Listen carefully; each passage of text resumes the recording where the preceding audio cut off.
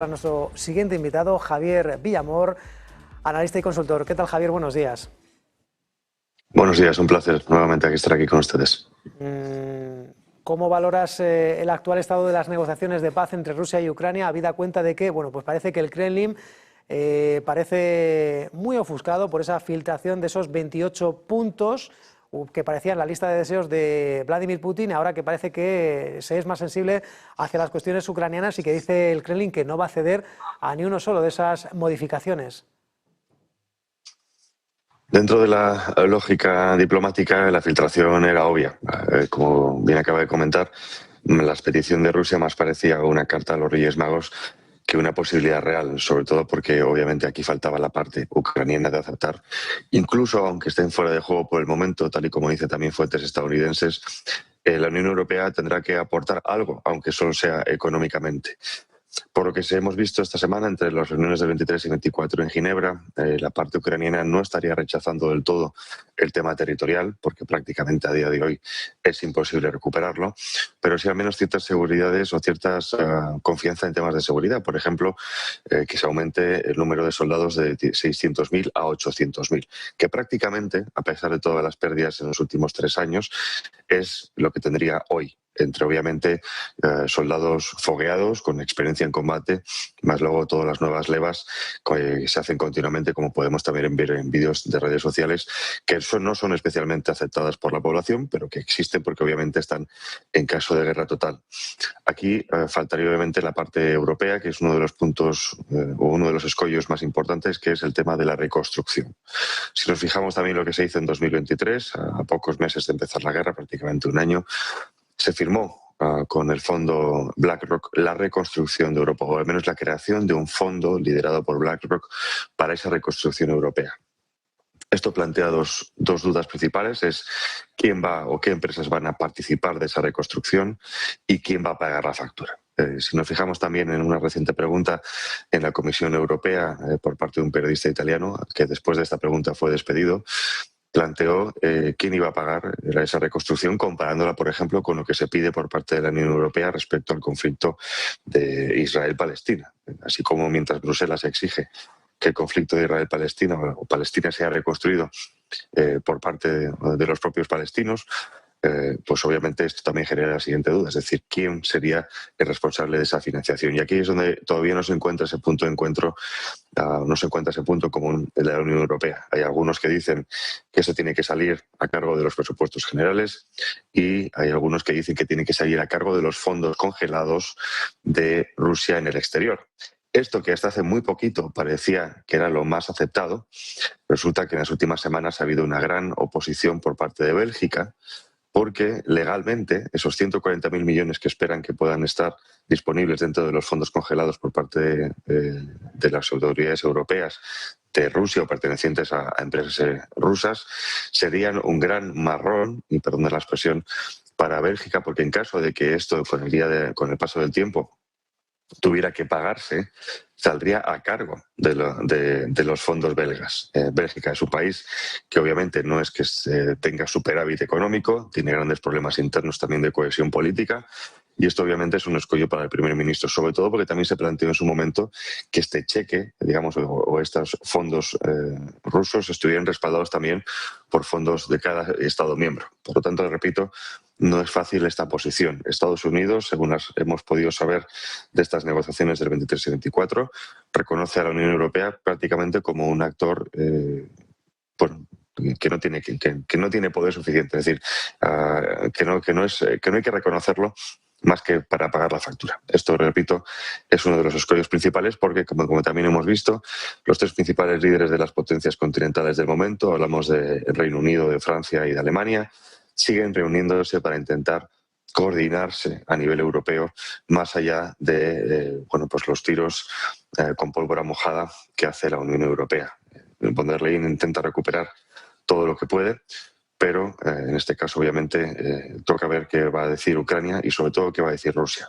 Rusia es cierto que también tiene todavía el poder de la continuación militar, esto no hay que olvidarlo, sigue teniendo el liderazgo militar, así lo ha demostrado desde el principio, por mucho que se intente decir que Ucrania siempre ha tenido el liderazgo lo ha tenido Rusia y lo va a seguir teniendo seguir teniendo, a no ser que la OTAN, que es cada vez más difícil que así sea, se meta de lleno en el conflicto militar. No, repito, no todo está seguro porque, bueno, por parte de la Unión Europea son los más beligerantes. También seguramente como una técnica de salto hacia adelante, ¿no? Es decir, mientras Trump está dando pasos hacia atrás, porque obviamente, repito, le interesa que la Unión Europea, bueno, que sea los que se encarguen principalmente de esta resolución del conflicto, así como en la anterior vez con ustedes hablábamos de ciertos informes de RAND Corporation, hay uno también reciente que es sobre la estabilización de las relaciones con China. Acaban de mencionar muy recientemente, antes de entrar, también de ese toque de atención de Donald Trump a Japón para que no aumente en exceso la tensión con China, porque a Estados Unidos también le interesa que haya cierta estabilidad. Sabemos que el enemigo principal de Estados Unidos es China, también lo saben ellos, por supuesto. Sabemos que el siguiente foco de conflicto es el Asia-Pacífico, pero de ser así, tiene que ser gradual. No puede permitirse Donald Trump que estalle más de lo adecuado en Asia-Pacífico mientras todavía no ha calmado las aguas en el este de la Unión Europea. Bueno, sin duda, las garantías de seguridad, uno de los aspectos fundamentales en el que entiendo que se tendrá que buscar algún tipo de fórmula, Javier, para, bueno, pues para que Ucrania no forme parte de la OTAN, pero bueno, pues parece que se va a aplicar ese artículo 5 y que se garantice la seguridad de Ucrania siempre y cuando haya alguna amenaza latente de Rusia. ¿Cómo crees que se puede solucionar? Entiendo que este es uno de los puntos más complejos de acercar posturas.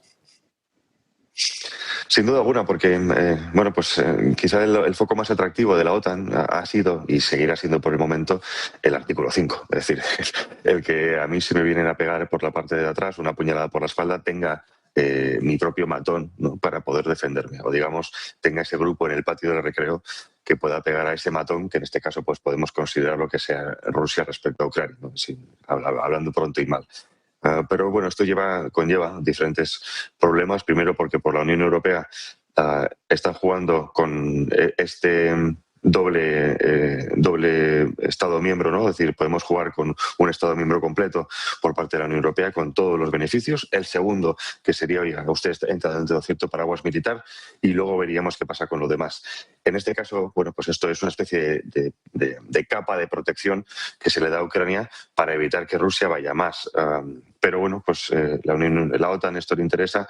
También es cierto que el ejército ucraniano prácticamente a día de hoy está equiparado en tecnología, en preparación, precisamente por estos 8 años desde 2014, desde el cambio de régimen prorruso a pro-occidental del ejército europeo, del ejército ucraniano. Entonces no habría un problema de inclusión dentro de ese paraguas de defensa. Esto, repito, pues habrá que ver la letra pequeña en los contratos, pero no parece que sea complicado de hacer, sobre todo porque, repito, esta es la línea roja de Rusia. Y lo que no quiere, en este caso Estados Unidos, es seguir pasando líneas rojas. Sé que esto a día de hoy todavía choca a algunos, especialmente a los europeos, que pensaban que se iba a hacer un modo absoluto de guerra, pero creo que aquí lo importante ahora es la paz. Hablábamos antes de reconstrucción. Rusia ha ido reconstruyendo poco a poco las partes en las que está presente el Donbass. Entonces, eso también es muy difícil de escalar a nivel de conflicto. Vamos a ver qué ocurre. Esto se tiene que hacer muy pronto. No creo que eso tarde más de Navidades, al menos este primer acuerdo. Y también porque le interesa a Lavrov, al ministro de Exteriores de Rusia, que, según también se hablaba en las últimas semanas, estaba en la cuerda floja después de su supuesto mal hacer en Alaska, que según algunos medios occidentales, especialmente anglosajones, habría molestado especialmente al presidente Vladimir Putin. Bueno, pues este podría ser probablemente el segundo punto más complejo, el mayor, probablemente, es la cesión o no, la adhesión de territorios del Donbass, de Crimea, anexionada ya, qué lejano, año 2011. Javier, en este caso, entiendo que se tendrá que buscar algún tipo de fórmula. No creo que sirva de precedente este reciente acuerdo entre España y Reino Unido para, bueno, pues para Gibraltar, pero tiene que haber algún tipo de fórmula para que, bueno, pues para que satisfaga ambas partes, sobre todo en la región del Donbass y también con el acceso al Mar Negro.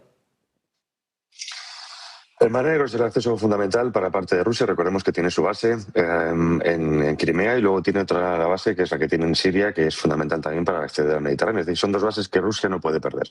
De hecho, así es como vimos y muchos no entendían la reunión de Vladimir Putin con el actual presidente terrorista de Siria, que por mucho que pensemos que por un lado la ideología es lo más importante, lo importante es la realpolitik, y ahí se ve perfectamente la realpolitik. También recordemos que este presidente sirio ha estado en el despacho Oval de Estados Unidos, que se dice pronto, ¿no? Por lo tanto, las fórmulas, bueno, se podrán inventar, no echa la ley, echa la trampa, como se suele decir.